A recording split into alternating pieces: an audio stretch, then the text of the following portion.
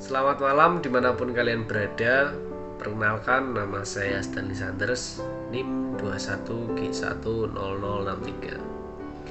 Di mata kuliah Filsafat dan Logika kali ini, saya akan membahas lagi tentang cinta yang dikaitkan dengan hermeneutika. Seperti yang telah Pak Greg sampaikan sebelumnya, dan saya telah mereaction, apakah saya percaya cinta? Saya percaya.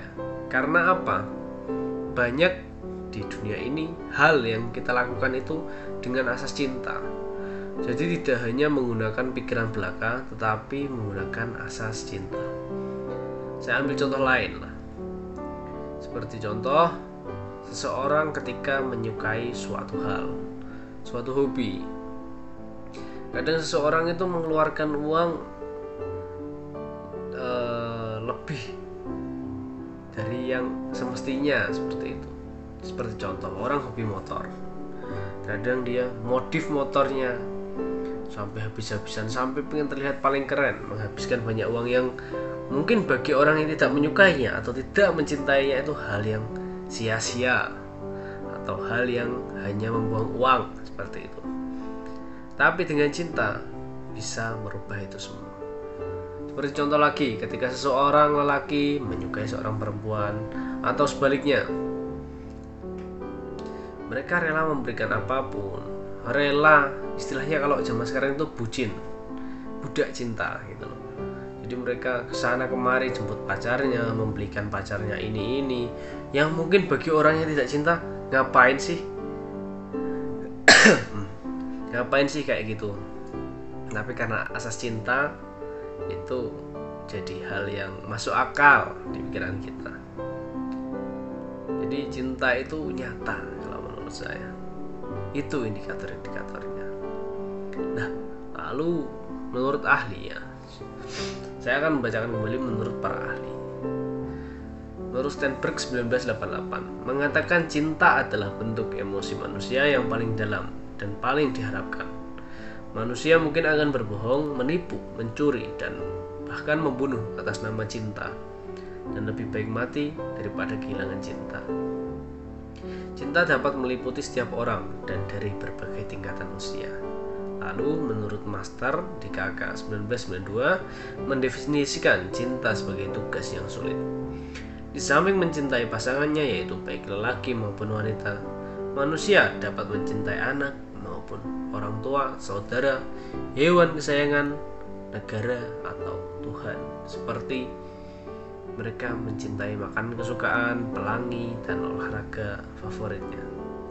Sedangkan menurut Hendrik dan Hendrik 1992, tidak ada satupun fenomena yang dapat menggambarkan bagaimana itu cinta. Pada akhirnya cinta merupakan seperangkat keadaan emosional dan mental yang kompleks pada dasarnya tipe-tipe cinta yang dialami masing-masing individu.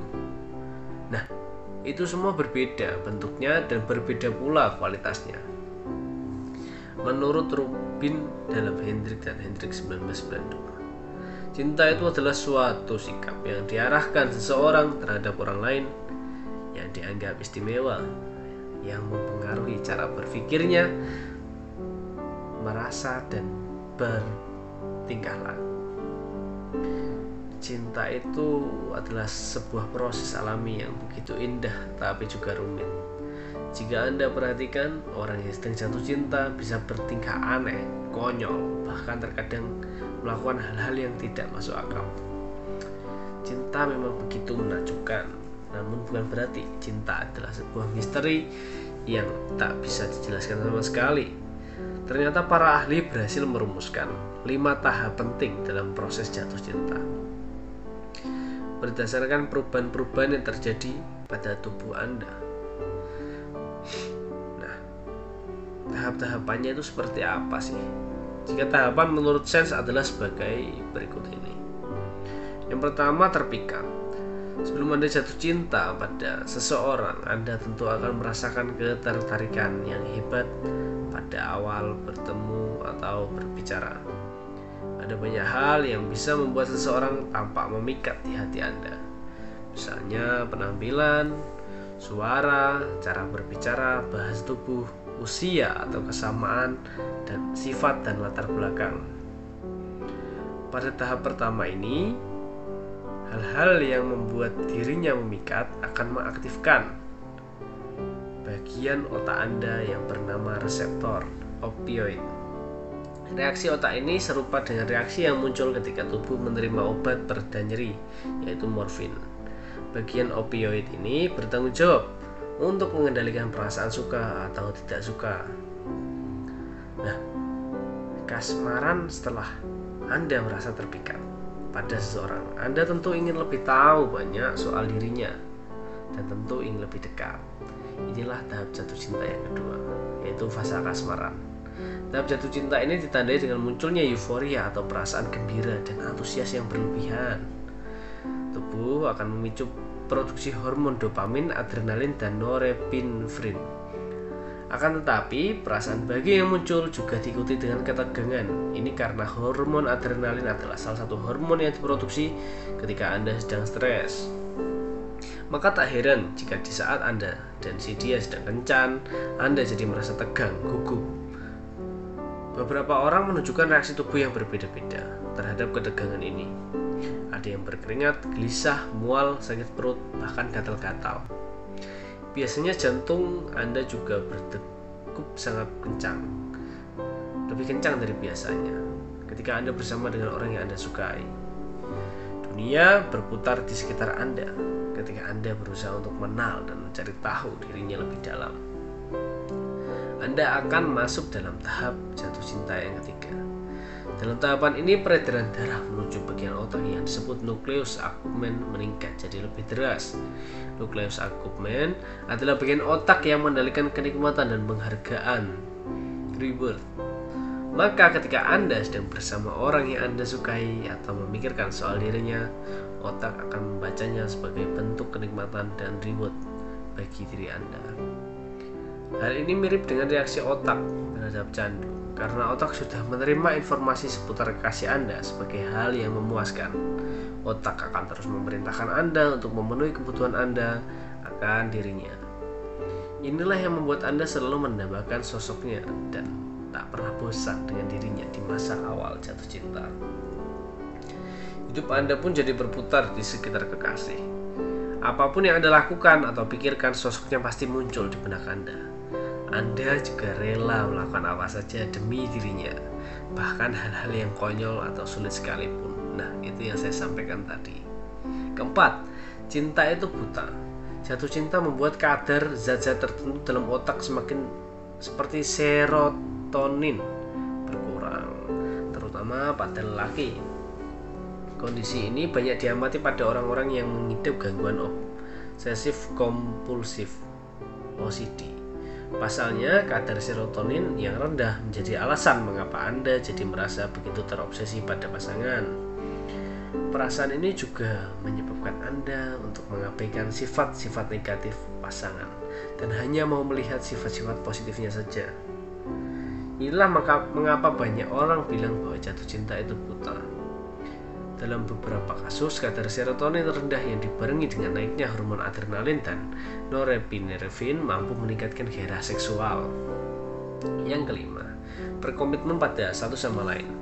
Lama-lama tubuh Anda akan mulai terbiasa dengan berbagai perubahan yang terjadi pada hormon, otak, dan fungsi tubuh lainnya ketika jatuh cinta.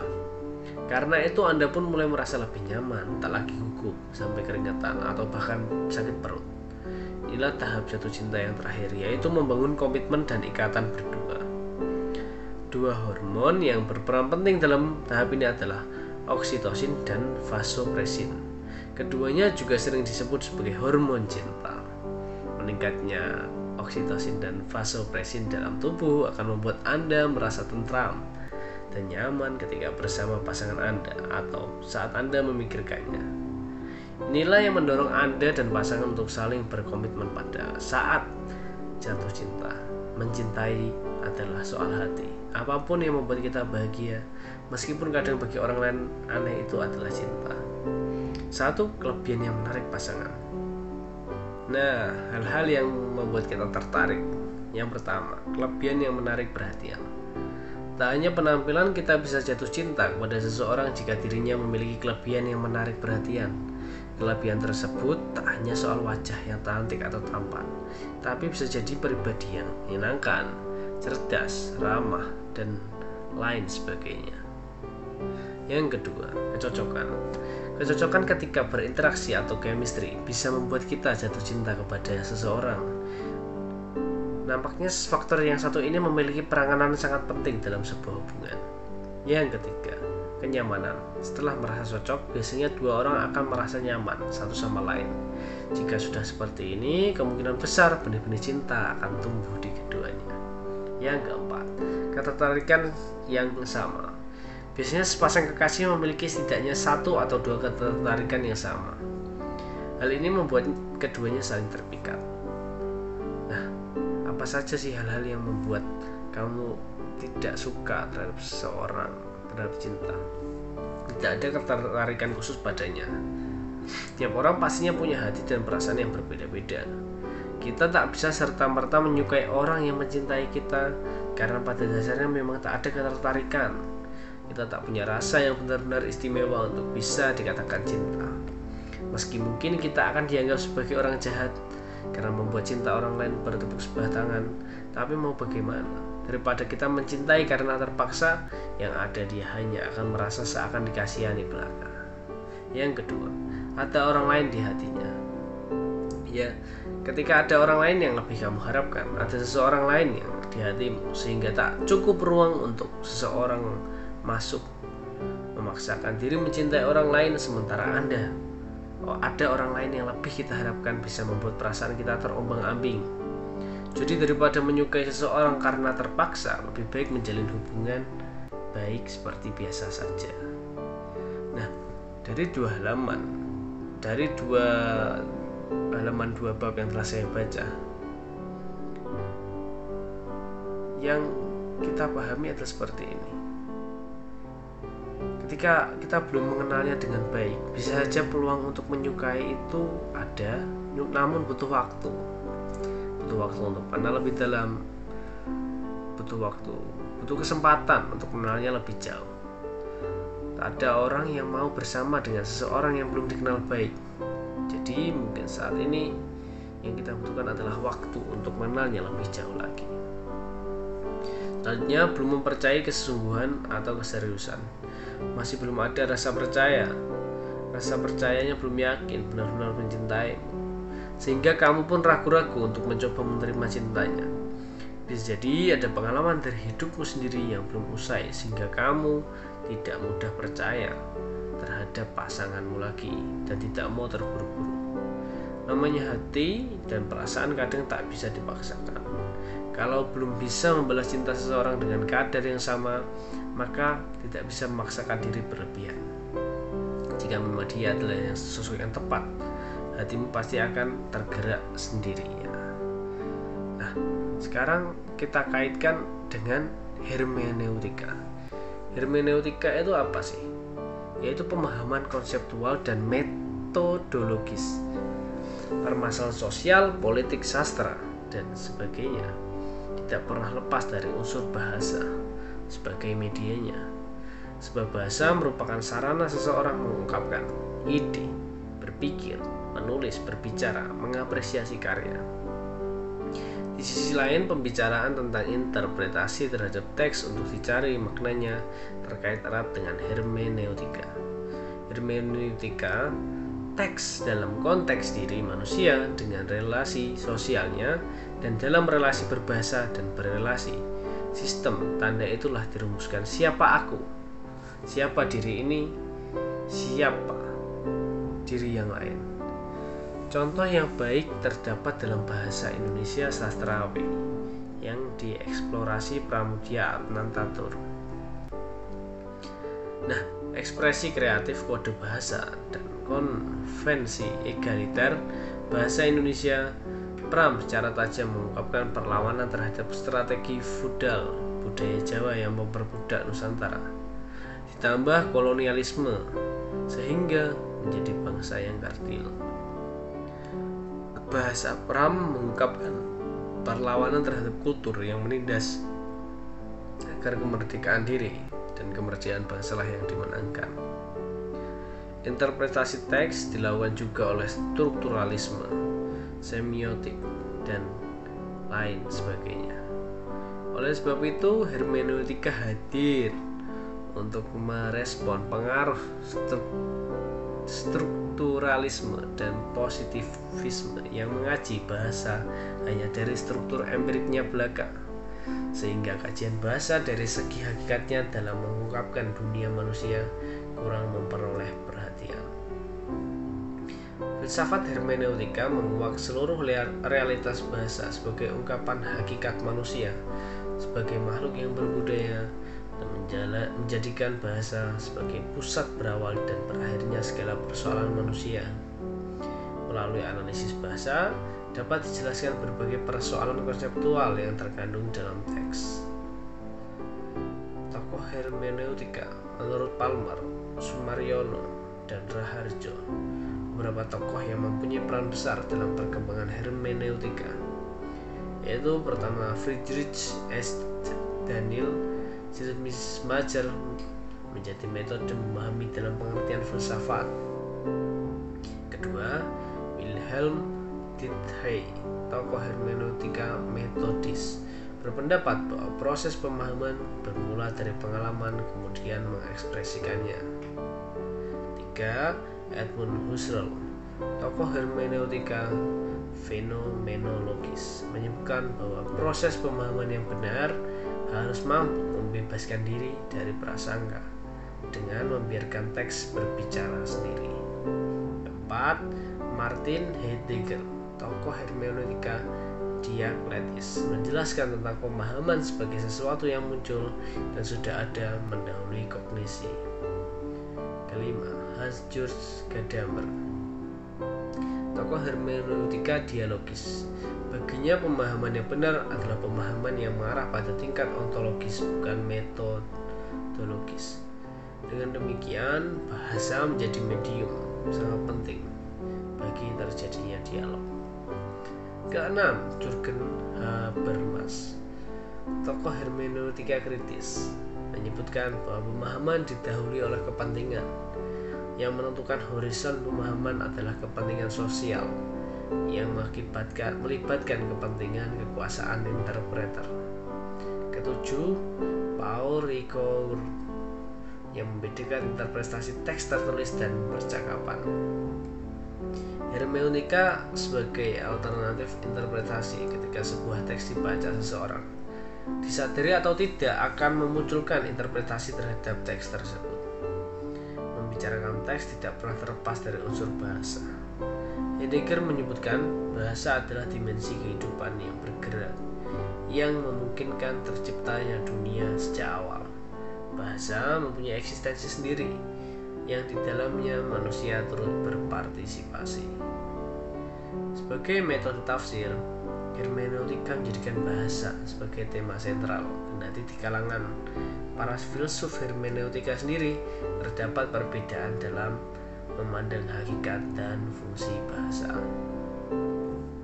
Perkembangan aliran filsafat hermeneutika mencapai puncaknya ketika muncul dua aliran pemikiran yang berlawanan, yaitu aliran intensionalisme dan aliran hermeneutika Gadamerian. Intensionalisme memandang makna sudah ada karena di bawah pengarang atau penyusun teks, sehingga tinggal menunggu interpretasi penafsir. Sementara hermeneutika Gadamerian sebaliknya memandang makna dicari, dikonstruksi, dan direkonstruksi oleh penafsir sesuai konteks penafsir, dibuat sehingga makna teks tidak pernah baku. Ia senantiasa berubah tergantung dengan bagaimana, kapan, dan siapa pembacanya. Hermeneutika melihat sejarah sebagai dialog hidup antara masa lalu, masa kini, dan masa depan. Sebagai sebuah metode penafsiran, hermeneutika tidak hanya memandang teks, tetapi juga berusaha menyelami kandungan makna literalnya. Hermeneutika berusaha menggali makna dengan mempertimbangkan horizon-horizon yang melingkupi teks tersebut. Dengan kata lain, Hermeneutika memperhatikan 3 hal sebagai komponen pokok dalam upaya penafsiran teks: konteks, kemudian melakukan upaya kontekstualisasi. Interpretasi budaya Indonesia. Indonesia yang memiliki lebih dari 1.500 suku bangsa merupakan surga bagi perkembangan untuk memahami budaya. Dengan hermeneutika, tradisi budaya tidak dihapus tetapi dipelihara, bahkan distimulasi penjiwaannya dan reintegrasinya, baik dalam konteks perjumpaan kebudayaan suku bangsa di dalam kebudayaan nasional maupun dalam teks perjumpaan kebudayaan antar bangsa. Dalam sejarah kehidupan bangsa Indonesia semasa rezim Orde Baru pernah dikondisikan adanya interpretasi monolitik dari pemerintah terhadap semua aspek kebudayaan. Kedepan, dalam konteks budaya Indonesia yang plural, interpretasi budaya memerlukan reorientasi yang mendasar. Selain itu, perlu adanya perumusan kembali konsepsi budaya nasional yang tidak monolitik. Strategi kebudayaan nasional yang terarah dan memperhitungkan pluralitas budaya serta politik kebudayaan nasional menjadi kebutuhan yang tidak dapat ditunda lagi, karena merupakan penentu arah seluruh pembangunan di segala bidang. Oleh sebab itu, studi tema-tema hermeneutika sangat diperlukan dan merupakan condition qua non. Hermeneutika di sini diibaratkan itu peran sebagai penafsiran. Nah, hubungannya apa dengan cinta? Dengan adanya penafsiran yang baik, dengan adanya penggunaan bahasa yang baik, penyampaian yang baik, itu akan melengkapi cinta. Cinta itu bisa diungkapkan dengan bahasa, dengan hermeneutika. Jadi kita perlu menggunakan hermeneutika untuk mengungkapkan cinta. Itu adalah sekian presentasi yang dapat saya sampaikan mengenai cinta dan ringkasan PDF yang telah Pak Krit berikan, yaitu tentang hermeneutika. Menurut saya itu adalah kaitannya seperti itu. Apabila ada kurangnya, itu adalah pribadi karena saya. Apabila ada lebihnya, itu semua karena Allah Subhanahu wa Ta'ala. Sekian dari saya, Stanis Sanders.